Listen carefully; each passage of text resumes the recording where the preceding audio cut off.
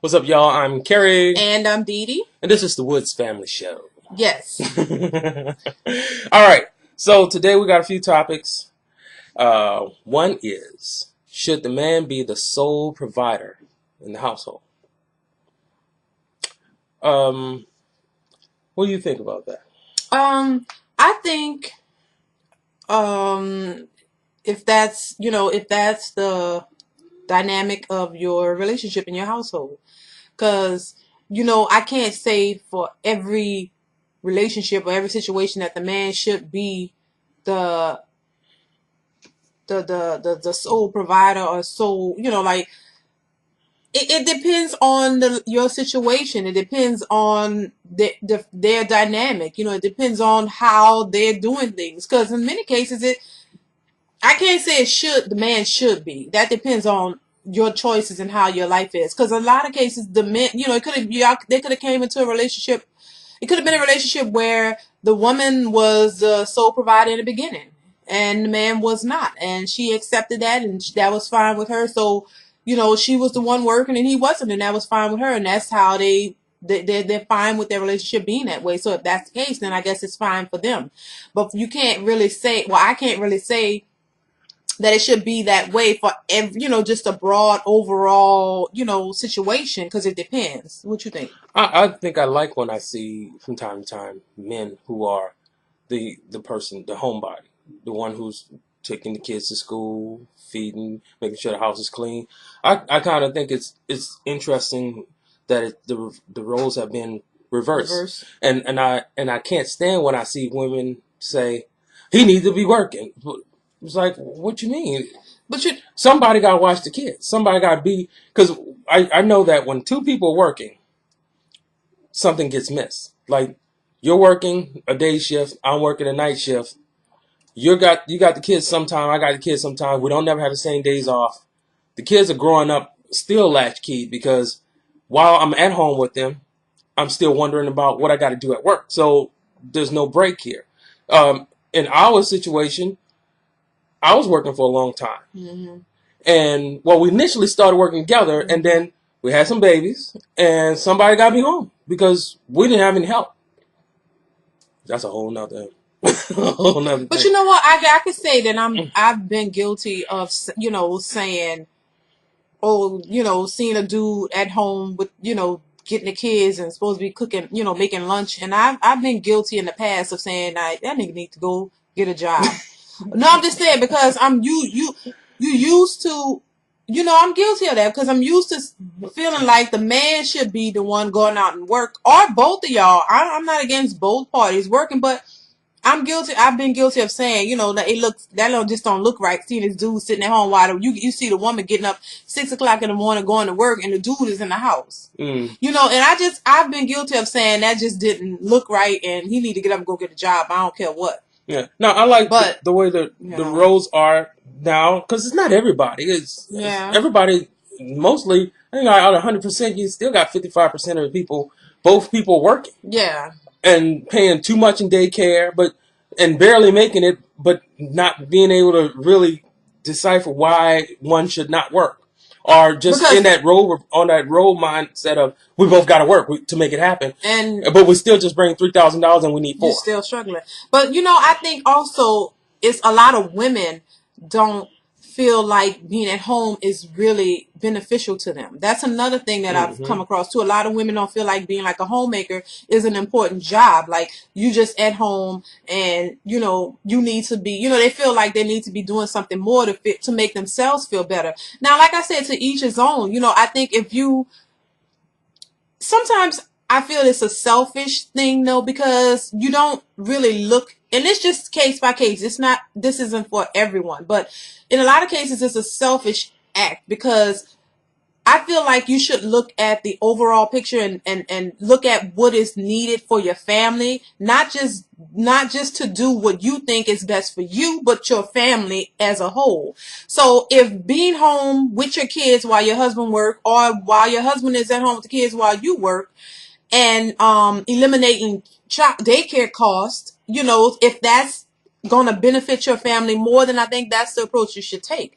But if it's beneficial that the two of you work, because that's going to bring more income and it's really going to benefit your family. And, then maybe that's what you should do. But I think a lot of people are selfish when they choose to do these things. It's a selfish thought. You only think about what's pleasing to you and what you want to do. You don't really think about the benefits as a family, as your family as a whole. A lot of people, I'm not against people working because we all need to work to make a living. But what I'm saying is a lot of people have other choices, but they sometimes be a little selfish in their thinking. Now, if you have kids in school and your kids are acting up, they're having problems in school, and you don't have the time because you're both both parents are working, but you have the option to be at home, to be at the school more, to make sure your child is getting those things together and focusing more on your kids to make sure they're going on the right path, then maybe one of y'all being at home with the kids is not such a bad thing, So I just feel like to each his own. Whatever you choose to do is what you choose to do. But I think in many cases, people are selfish. You only want to, I can't be at home because I hear this a lot. I can't be at home because I'm not fulfilled at home. You need to be at work. But then maybe you're neglecting some other things, maybe both of y'all maybe you being at home and maybe your husband or one of y'all working. Some other things can, get checked on, right? Because that you might be missing. Because even though a lot of us, more than 50% are working, both parents are working, you're still unorganized, and there's still a lot of not planning here, right? And when if that's going on and everything is organized and planned to a certain degree, then you can get a better result. I think a lot of times this argument, sometimes for selfish reasons, sometimes one partner saying I just can't be at home, but there's a billion things you can do from home. Yeah, working. there are. I mean, we're living a whole different century, a whole different mindset and ideas. My wife is on YouTube. Who knew that could be a job? Who could have thought that? Right. But the idea is that if you plan better, then two people can work. Because I got my schedule on Thursday, you got your schedule on Friday. On Thursday, you told me that we need this day so that we can go to the school and check on the kids haphazardly, not just because it's report card day, but haphazardly. So we're off today on this day with the kids. We're going to both pick the kids up. We're going to take them somewhere, and then we're going to, have that. And maybe we only do that once a month, but we're doing it. And, if we had one child, well, two, B and J, because that's what we had, If we just had two, we way past two. Yeah, but if we just had two, if we just had Bailey and Jay, that would be a 13-year-old and a 12-year-old. The both of us working, we could figure that out. Part-time or one full-time, one part-time. But when you have 7, there's a whole nother dynamic to that, because that's 7 different little individuals. Yes. And when you look over and say, oh, I don't want to be home, you got to think, I'm raising people that's going to go off into the world. Am I raising a robber, a crook, a thief? Or am I raising somebody who's, that I can get into and ground? And a lot of people, we're not thinking about the kids. We're thinking about ourselves. And it's like, if you had a kid, there's another person here that's got to be a part of the equation. And you got to think, I need to ground this child. I need to make sure that this kid understands how to live in this world and feel nurtured. And not saying that because you work that you can't do that. Right. It's just, planning when you are working. Yeah. Look, I was working every day. And I know there are a lot of men. All day. I was the director of the whole situation. So I was responsible. I would come home at 3, 4, and be back at work at 5, 8. My kids would have a birthday party, and I would come home with a gift. I was horrible, but I still love my children. But I would come home with the gift, and then get up and go back to work, and then come home around 12, sleep till about 5, and be back out at 6. And that was on vacation. That was Christmas. There have been times when they came with me to work. Bad planning, but when you're the boss, you have to be there, and that's how a job situation can be for some people, right? And I think, when you work, like I said, you have to work, but you have to plan around your work schedule and make sure that, when you plan things that you stick with them, especially when you have kids. You can't say, oh, we're going to, my thing was, there was no real planning for stuff because you didn't know how to do it because you always have to be there. Your work becomes, well, that's how I felt anyway. Like his work became the number one priority. That's how I felt. Cause it's like that job was taking more of the time that I felt that we should have had. You know what I'm saying? And although you got to make a living, so that's the thing that you don't feel so harsh about it because you know he's working, and some men don't work, and this one worked. So you work, but then what time do you have for family and your kids and things like that? You got to kind of throw that in wherever you can get it because the job is taking too much. So I do think planning is very, very important, when you're gonna work like that, so, but like I said, if you have your priorities straight and you have your stuff together and it's working for you, if it's working for you, then good, but different strokes for different folks, it's like, I feel like we kind of have seen both sides of it, working and being at home. So some people don't get to see because the other side, they just, if you haven't seen both sides, then you don't know if the other thing is for you or not. Because like I said, a lot of women don't want to be, some women want to be at home, but a lot of women feel like being at home isn't, It's prison. yeah, like it's I'm so stuck with these bad, kids. and you just saying, they don't feel worthy or like they have a life because they're at home with their kids. Because shoot, most women can't wait, and I was like that at one point. I felt like, oh, I can't wait till the kids become school age so I can go out and work again, get back to work and get away. You want to, a lot of people, not everybody, want to get away from their kids. Like putting their kids in school or you getting a job is like a is like a, I don't know, a timeout. It's like your space from your kids because it's so frustrating being at home with the kids all the time. So your job is like an outlet, a reason to get away. That's a lot of the reasons why a lot of women don't want to stay at home. And I'm sure there are a bunch of women who would love the chance to just be at home with their kids and really, raise their kids in that way.